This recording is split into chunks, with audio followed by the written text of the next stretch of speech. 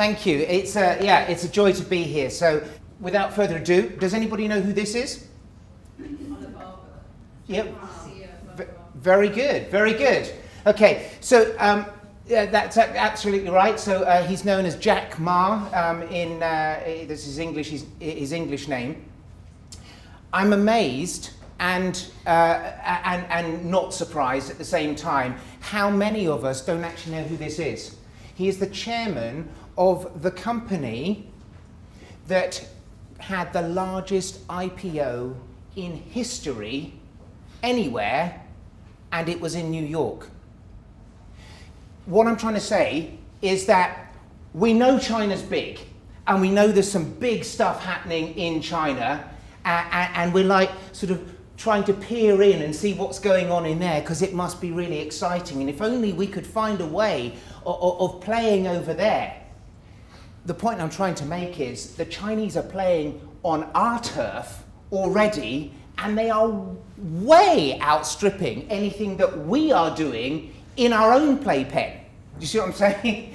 So the first thing at the outset that I want to challenge us as non-Chinese people is to get away from this idea that China is over there and out there and it does its thing and we do our thing, and sometimes we clash, but we'd like to get on better.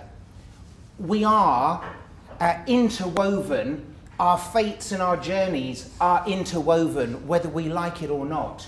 When the Chinese group of financiers first acquired Pizza Express, one of the first questions I got asked the next time I did a talk a bit like this is, so does that mean now when we go to Pizza Express in Islington we're going to get noodles on the pizza? So that's what would happen if the Kraft company had bought Pizza Express. You know, they would change the recipe and they would do things differently. The Chinese bought Pizza Express because it's a high street brand.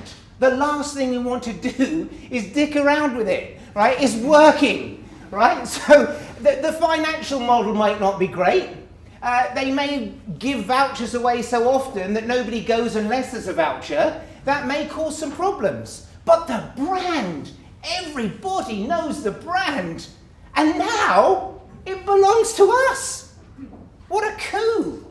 That's what the Chinese bought it for, not because it was making more money than any other business. Do you see what I'm saying? The Kraft company bought Cadbury's because they thought, well, we can cut costs, do this, increase our profit. And upset an awful lot of dairy milk fans in the process. That's not the Chinese way of doing business. Let's not project a Western, Anglo-Saxon, or dare I say even American way of doing business onto the Chinese. It's a different way of thinking, and our fates are interwoven. If you're a Chinese policeman and you turn up at a traffic accident, if you were in the UK, you'd be like, there's a bit of a prang here. Let's take a look, photographs, let's try chalk marks and all the rest of it. Let's try and reconstruct exactly what happened so that we can pin the blame on somebody because they're getting the bill. And that can take a long time because nobody wants to admit responsibility.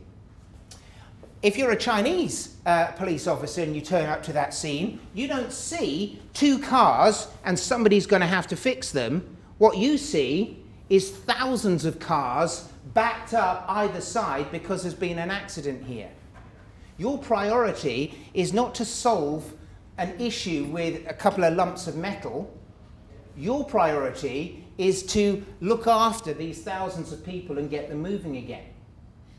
And if that means, okay, nobody's going to admit guilt, but I reckon I could get 700 quid out of you and 300 quid out of you. How's that? That should fix all the problems here. No. All right, let's negotiate a bit more in the backwards and forwards. Right, we'll settle on 400 and 600. We happy? Right, go out the way and let the traffic go again. Now, you know, from a Western perspective, that's not doing what it says by the letter of the law. From a Chinese perspective, who cares? We're looking after people. That's far more important. The law is protecting lumps of metal. It's not protecting all of the people that are using this road. I'm being extreme, but you see how you can come at something from a different perspective And when it's coming from a different perspective, our immediate reaction is, that's not right. But actually, there's usually a good reason for coming at it from a different perspective, and sometimes we'll want to say, actually, okay, we'll do it that way. Or maybe if I understand what's going on, I can live with it more than I thought I could. Facebook, I think, is a very interesting example. We're used to the idea that face is an Asian concept. And we often talk about face as an Asian concept. But Facebook is actually no different. Facebook is just your opportunity to put what you want other people to know about you online. It's the way that I publish a persona that I want people to think that I have, even though it's probably only 70% true. Or Chinese theatre is based around masks because it doesn't matter what I say or even how I behave in a certain sense. The idea is that it's the role that I play that is important in this particular scenario. And so when the boss of a Chinese company comes in for a meeting, it's not because they know more about this particular project than the person that you're dealing with. They're there to say, when you're dealing with this person, you're not dealing just with a lone ranger. You're dealing with somebody that is acting within a company, and as the CEO of that company, I come to give my affirmation that they're not acting on their own. A very different story.